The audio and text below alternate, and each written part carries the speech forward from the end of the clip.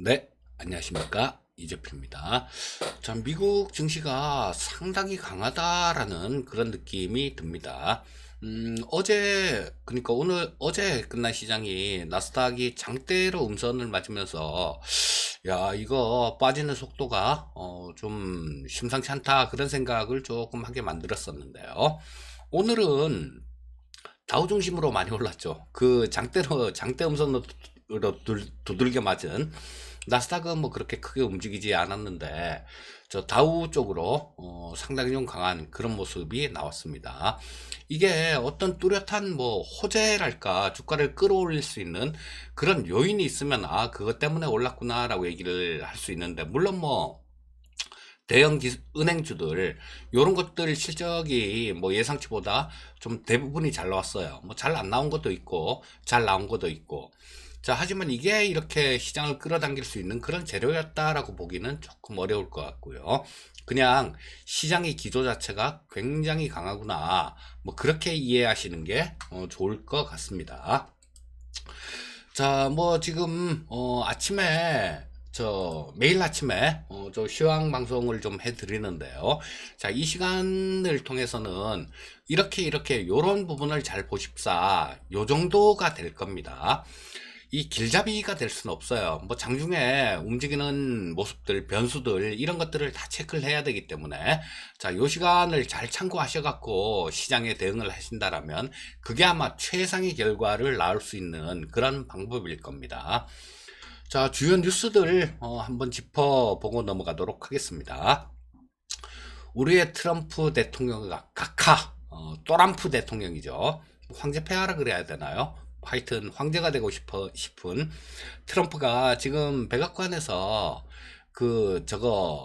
기자회견을 하고 있어요. 코로나 관련해 갖고 뭐 코로나 확산 관련된 그런 기자회견을 하고 있는데, 자, 뭐 여기서 또 뭐 한 가지 얘기를 했죠.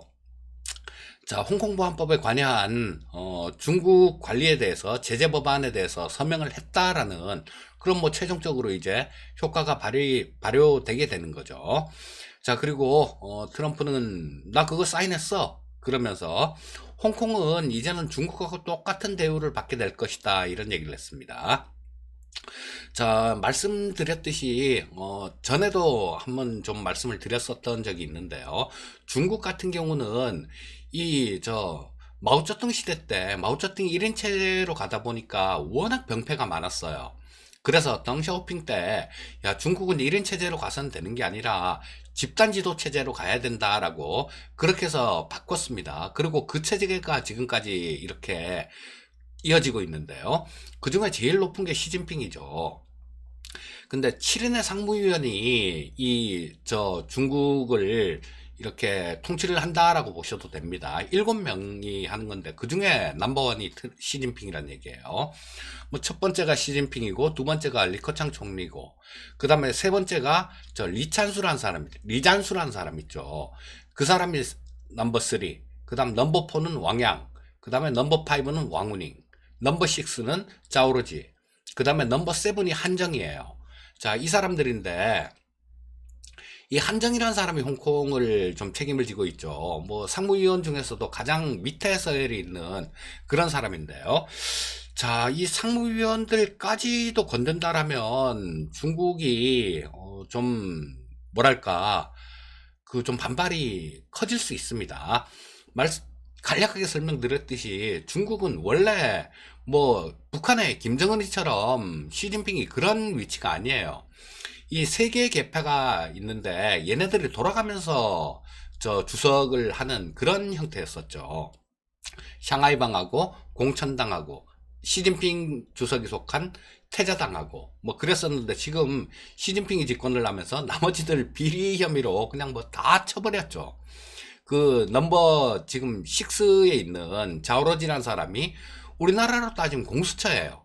우리나라로 따지면 공수처인데 그 국가기율위원회 의장을 맡으면서 이 사람을 이용해서 뭐 다 쳐냈습니다. 그런데 이 자오로지라는 인물도 재밌는 인물이에요. 뭐 혹자들은 이 사람이 샹하이방에 있는 뭐 그런 사람이다라는 그런 얘기도 하고요. 샹하이방에 대표되는 인물은 장쩌민입니다. 자, 그런데 뭐 조금 재밌는 얘기인데, 이 시간이 아침에는 조금 그러네요. 어쨌거나 지금 하고 싶은 얘기는 뭐냐면 트럼프가 그런 얘기를 했는데 이 상무위원까지 건드느냐, 뭐 그게 좀 뭐 아마 지금 트럼프는 그럴 생각인 것 같아요. 자, 그럼 중국의 반발이 조금 거세질 수 있다라는 거죠. 그럼 미중 간의 관계 같은 경우는 좀 더 험악해질 가능성들, 뭐 이럴 가능성들이 있고, 또 트럼프가 이렇게 하는 이유는 미국 국민들이 좋아해요.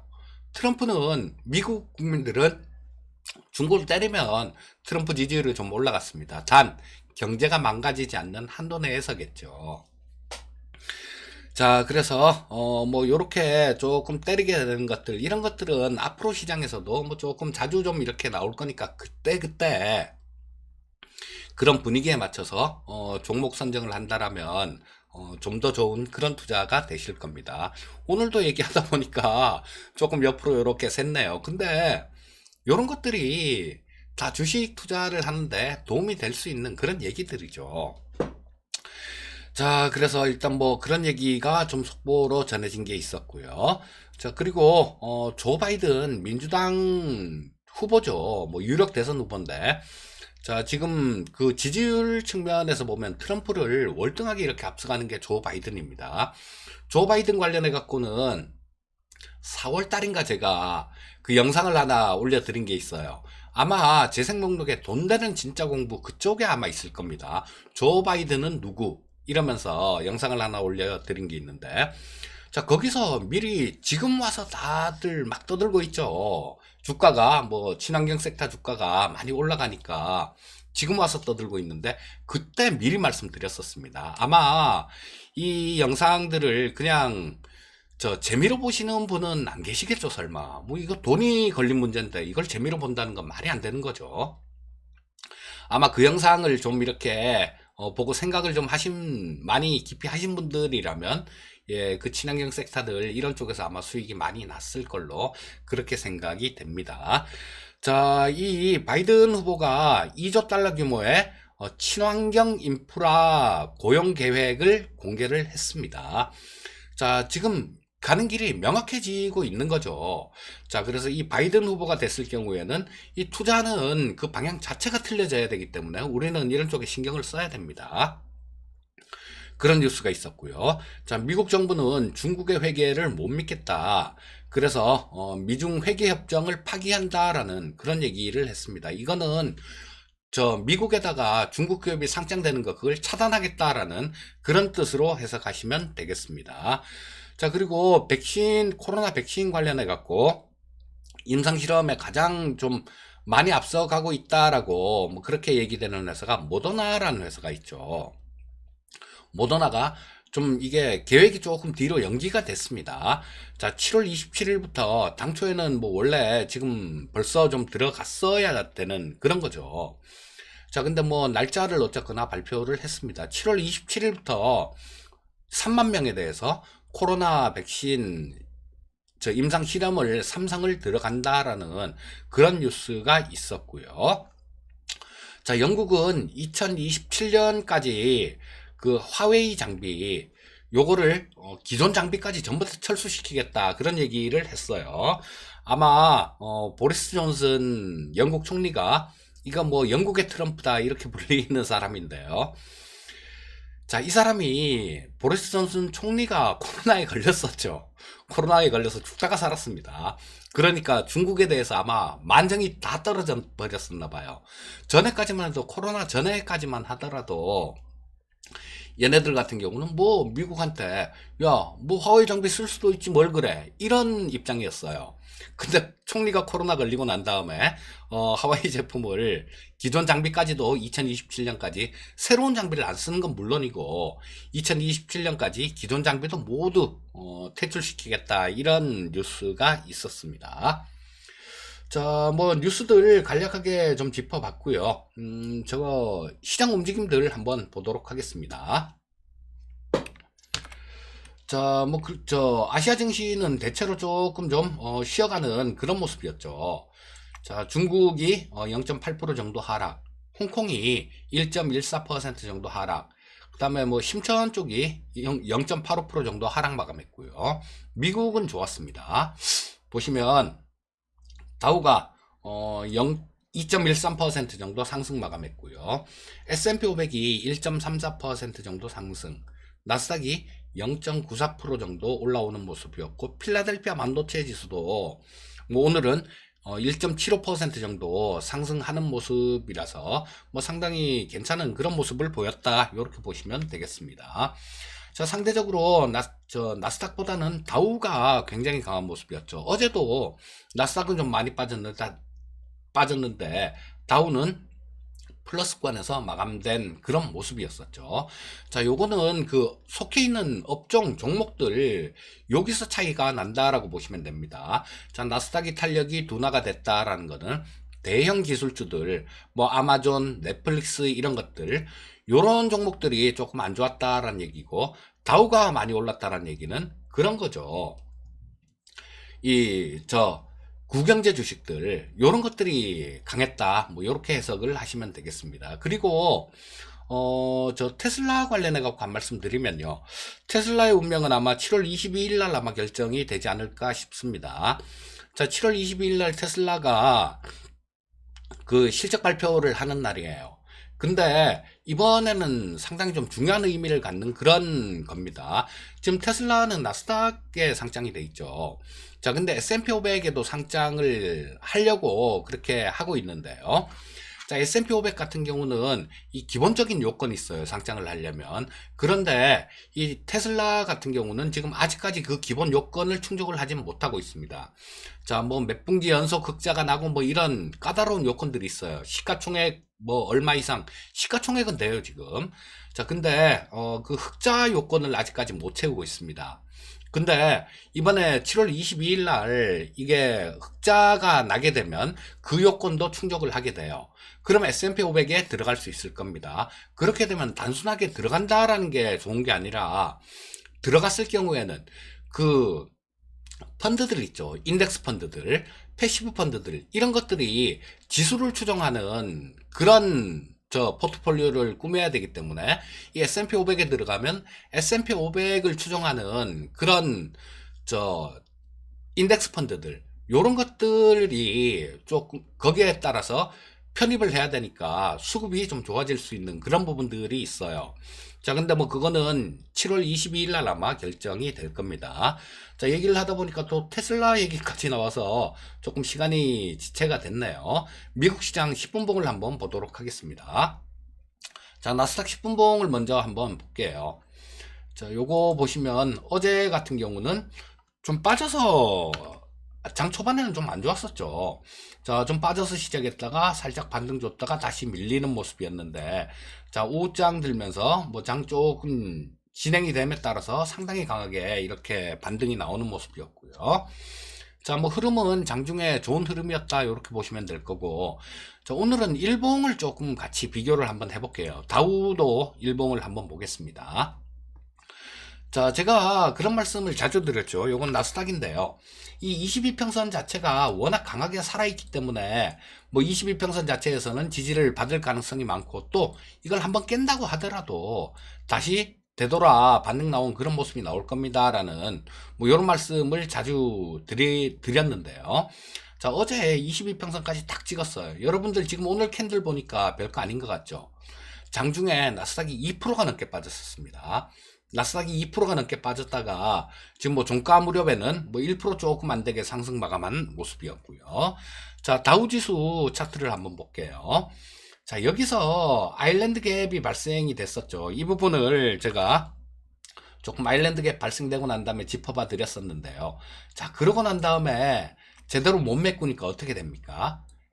한 달 동안 고생을 시켰어요. 한 달 동안 고생을 시켰는데 어쩌면 뭐 이번에는 이 아일랜드 갭을 메꿀 수 있겠다라는 그런 생각도 듭니다. 그 종목 쪽이 워낙 좀 기조가 강하고 세기 때문에, 자, 그럼 이 아일랜드 갭을 메꾸면 한 달 동안 고생을 시켰어요. 자, 그러면 다우 쪽도 상당히 좀 좋은 흐름, 이런 흐름이 나오지 않을까 싶은 생각도 듭니다. 자, 그래서 일단 오늘은 나스닥하고 다우 쪽하고 전부 다 차트를 한번 비교해 봤고요. 국내 증시 수급 동향 한번 짚어 보겠습니다. 자, 코스피 시장은 어제는 외국인들은 71억 정도를 샀네요. 자, 뭐 71억 산 거는 산 것도 아니라고 봐야죠. 하지만 뭐 팔지 않았다라는 거, 이틀 연속 매수가 들어왔다는 거, 뭐 그 부분을 조금 참고하시면 될 거고요. 개인 투자자들이 4,100억 정도를 매수했고 기관이 3,900억 정도를 매도하는 모습이었습니다. 자, 코스닥 시장에서 개인이 1,233억 순매수, 외국인이 118억 정도 순매도고요. 기관은 855억 정도를 순매도했습니다. 기관이 역적이죠. 코스피 시장 팔고 코스닥 시장 팔고. 자, 뭐 선물 시장 쪽에서는 어제는 별다른 움직임은 없었어요. 뭐 470억 개인 매도, 103억 외국인 매수, 284억 기관 매수 이렇게 되는데 이 100억대는 이거 뭐 축에도 못 끼죠. 이거 몇 초면 이 수급, 이 정도 수급은 뒤집어질 수 있는 선물 시장에서는 그런 수급이기 때문에 뭐 의미를 둘 필요는 없습니다. 자, 옵션 시장에서 보시면 외국인들 같은 경우는 콜옵션 매도, 그 다음에 금융투자는 콜옵션 매수, 그 다음 풋옵션도 보게 되면 외국인들은 콜옵션 매도, 외국인들은 풋옵션 매도, 금융투자는 풋옵션 매수 이렇게 되는데요. 자, 그럼 외국인들은 양매수죠. 양매도죠. 콜옵션도 팔고 풋옵션도 팔고 양매도 포지션이다라는 거는 시장이 그렇게 큰 움직임이 나오진 않을 것이다라는 그런 관점에서 이들은 베팅을 하는 거고요. 금융투자 쪽은 양매수입니다. 콜옵션도 사고 풋옵션도 사고. 자, 어디로든 크게 튈 거다라는 그런 움직임이에요. 보통 이런 움직임이 나왔을 때는 과거 사례를 보게 되면요. 한 번은 위든 아래든 변동성을 줍니다. 변동성을 주고 결국은 좀 이렇게 제자리를 갖다 놓는 그런 움직임이 나올 때가 많았어요. 뭐 지금 월물 초반이니까 아직까지 뭐 그렇게 크게 신경을 쓰지 않으셔도 될 것 같습니다. 자, 코스피 시장 분차트를 보면서 어제 흐름부터 간략하게 좀 짚어보도록 하겠습니다. 자, 어제 우리나라 시장 같은 경우는 여타 뭐 아시아권 시장 이쪽보다는 상당히 좀 견조한 그런 모습이었어요. 중국 시장도 어제 뭐 장중에 한 2% 정도 빠졌었죠. 장중에 2% 빠졌다가 결국은 뭐 0.8% 정도 마이너스로 끝났는데 얘네 같은 경우도 낙폭을 좀 회복하는 그런 모습으로 마감된 거죠. 자, 코스피 시장 보시게 되면 뭐 특별한 변화는 없었어요. 조금 빠져서 시작했다가 옆으로 좀 왔다 갔다 이러다가 장중에 한번 이렇게 출렁했다가 오후장에 일부 좀 회복하는 그런 모습으로 마감된 하루였었고요. 일봉 한번 보겠습니다. 자, 22평선이 지지선 역할을 해주고 있다라는 말씀을 드렸는데요. 역시 뭐 계속해서 21 이동평균선 위에서 움직이고 있어요. 자, 그렇기 때문에 뭐 일단 시장 자체는 그렇게 뭐 자, 이거를 전고점을 완전히 좀 뚫고 이렇게 가면 또 탄력 있는 모습이 나올 수도 있어요. 하지만 뭐 지금 현재 상태에서는 저 위쪽에도 조금 2200이라는 그런 저항선들이 조금 걸려 있고요. 그 다음에 아래로는 22평선이 받치고 있습니다. 오늘 또 뭐 이 2200을 포인트를 돌파 시도를 할 것 같은데요. 조금 뭐 돌파를 해주고 뭐 그렇게 마감되면 좋겠다라는 그런 생각은 좀 듭니다. 자, 지금 오늘 시장 괜찮을 것 같아요. 그리고 지금 현 시간 뭐 요게 또 좀 바뀔 수는 있는데요. 그런 부분들은 영상 끝나고 난 이후의 부분들은 우리 구독자님들께서 직접 체크를 하셔야 됩니다. 자, 현재 시각 저 다우지수 선물이 1% 정도 오르고 있어요. S&P 500, 나스닥 뭐 이쪽도 다 괜찮은 모습이기 때문에 이런 움직임은 우리나라 시장에도 긍정적인 영향을 줄 가능성이 많습니다. 자, 오늘도 성공 투자하시고요. 저는 또 내일 뵙도록 하겠습니다. 감사합니다.